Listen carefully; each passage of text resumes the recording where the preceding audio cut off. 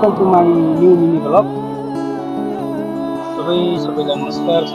आज चाहिँ हामी छुट्टीको दिन पारेर पुगेर आएका छौँ। यता हाम्रो मेरो साथी छ रबिन कुमार श्रेष्ठ, यता मेरो भाइ छ सौरभ राई।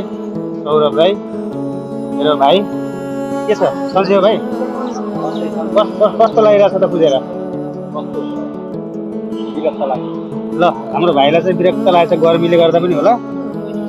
यता हुनुहुन्छ हाम्रो शत्रुधन दाई, नाममै फेरि काफी छ क्या शत्रुधन।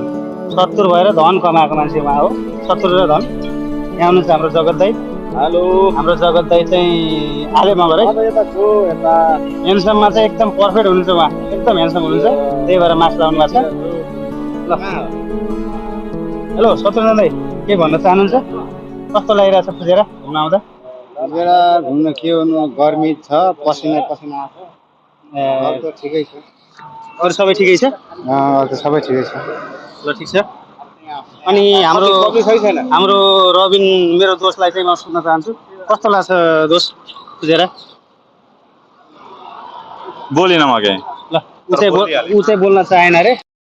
साथीहरू, welcome to my new mini blog.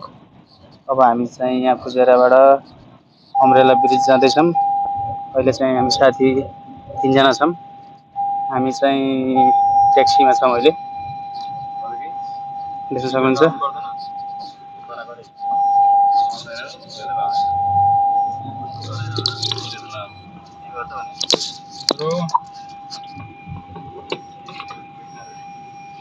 ल आज सिट बेल्ट लाउनु पर्ने रहेछ, करायो।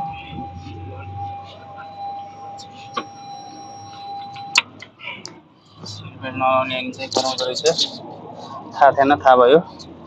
ल मेरो भाइ सौरभ भाइ, के छ? ल के भन्न चाहन्छु?